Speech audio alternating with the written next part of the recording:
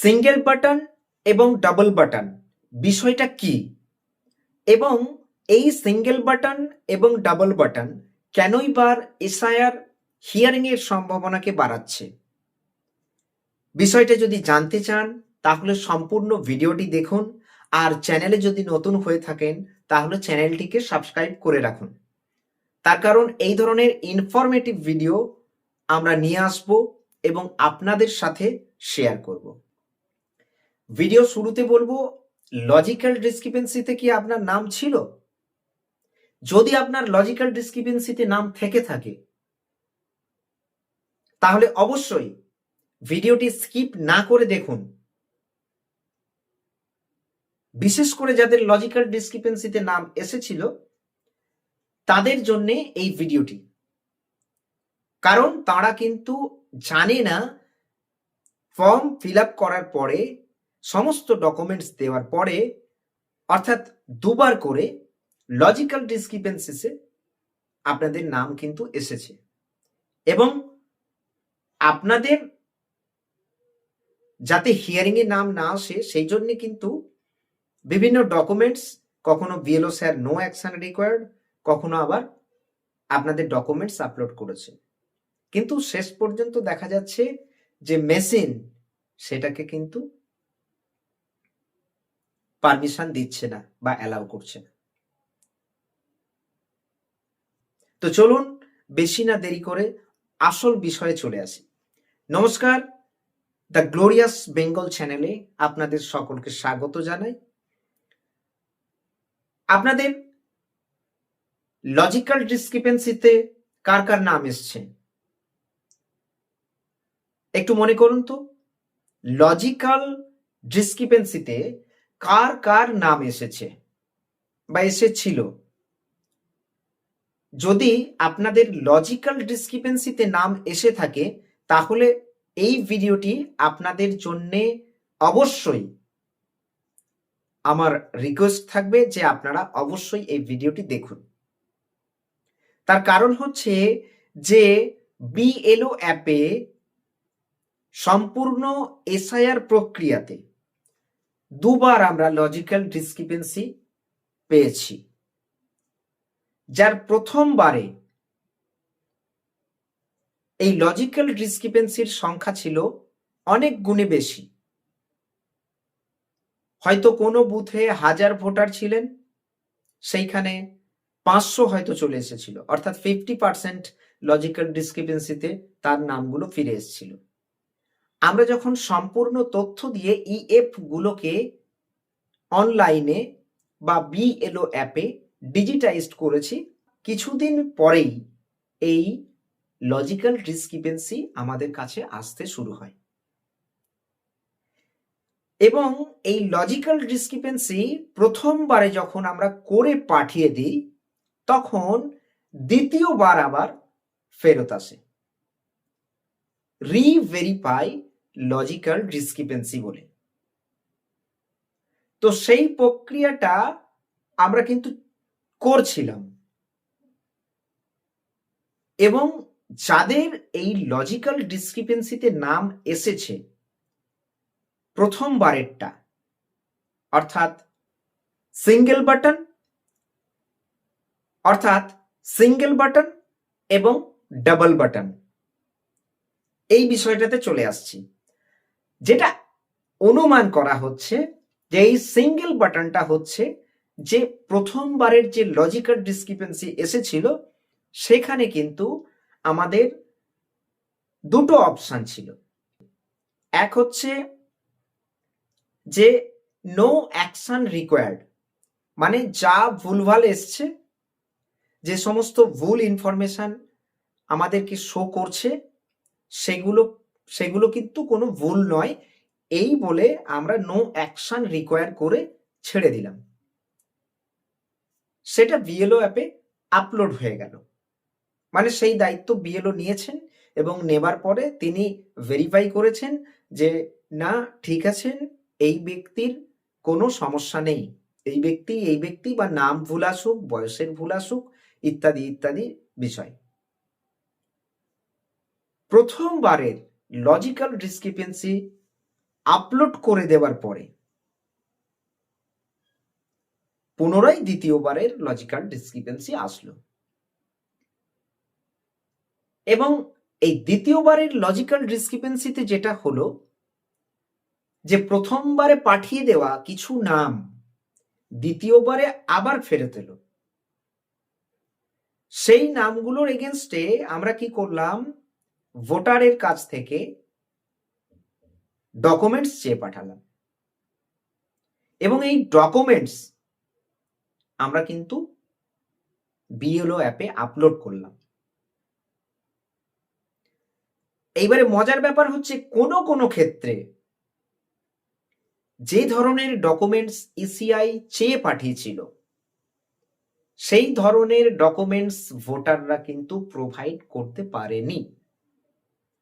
এই মনে করুন আধার কার্ড ভেরিফিকেশনের ডকুমেন্টস হিসাবে দিয়েছেন, রিভেরিফাই লজিক্যাল ডিসক্রিপেন্সির কথা বলছি, তাহলে আধার কার্ডটা কিন্তু কোনো ডকুমেন্টসের তালিকায় ইসিআই রাখেনি। কাজেই যে ব্যক্তি বা যে ভোটার এই আধার কার্ডটির তথ্য দিয়েছেন সেটা কিন্তু ধরে নিন নেগেটিভ জায়গাতে গেল, অর্থাৎ যেভাবে এসিআই চেয়েছিল সেভাবে কিন্তু আপনারা দিতে পারলেন না। এর পরবর্তী ক্ষেত্রে যেটা হলো সেটা হচ্ছে ইসিআই এর ক্রাইটেরিয়া আপনারা ফুলফিল করতে পারলেন না। তাহলে কি হলো যে প্রথম যখন আমরা লজিক্যাল ডিসক্রিপেন্সি গুলোকে নো অ্যাকশন রিকোয়ার্ড করে ছেড়ে দিয়েছিলাম, আজকে বিএলও অ্যাপে যেটা দেখছি যে হঠাৎ করে সেইখান থেকে বেশ কিছু নাম চলে এসেছে। কোথায় এসেছে? হিয়ারিং এর জন্য এসেছে।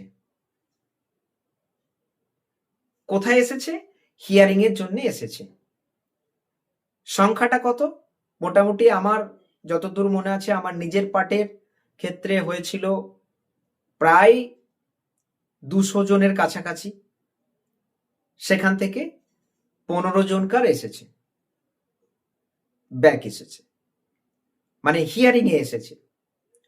তারা হয়তো সেই ডকুমেন্টস দিতে পারেনি, মানে প্রথমবারে তো ডকুমেন্টস চাওয়া হয়নি, প্রথমবারে জাস্ট নো অ্যাকশন রিকোয়ার্ড করে বিএলও ছেড়ে দিয়েছে, এবং যাদের ওখান থেকে মনে হয়েছে যে না একে ছাড়া যাবে না তাকে কিন্তু নো ম্যাপিং এ করে দিয়েছেন। যে নো ম্যাপিং মানে 3 নম্বর অপশানে তাকে পাঠিয়ে দেওয়া হয়েছিল, সেগুলো কিন্তু সরাসরি হিয়ারিং এ গেছে। এবং এই যে ছাঁকার পরবর্তী ক্ষেত্রেও কিন্তু ইসিআই নতুন করে আবার ছাঁকনি করেছেন, এবং তারপরে তারা এই অসঙ্গতিগুলো এই মানুষজনগুলোর ক্ষেত্রে খুঁজে পেয়েছেন। এবার বাকি পড়ে রইল হচ্ছে আপনার ডাবল বাটন। এই ডাবল বাটন কিন্তু আমরা ধরে নিচ্ছি যে লাস্ট মানে রিভেরিফাই লজিক্যাল ডিসক্রিপেন্সিস বা ডিসক্রিপেন্সি, এখানে কিন্তু আমরা অনেক তথ্য আপলোড করেছি, তো অনুমান করা হচ্ছে যে সেই তথ্যগুলো কিন্তু কিছু মানুষের ক্ষেত্রে বা কিছু ভোটারের ক্ষেত্রে ইসিআই এর ক্রাইটেরিয়া ফুলফিল করলো না। তাহলে কি হলো, পুনরায় লজিক্যাল ডিসক্রিপেন্সিস 2 যদি আমরা বলি বা রিভেরিফাই লজিক্যাল ডিসক্রিপেন্সিস, এর মাধ্যমেও বেশ কিছু নাম কিন্তু আসার প্রবল সম্ভাবনা রয়েছে। অতএব আপনারা যারা এই ভিডিওটি দেখছেন, যাদের লজিক্যাল ডিসক্রিপেন্সিতে নাম এসেছিল,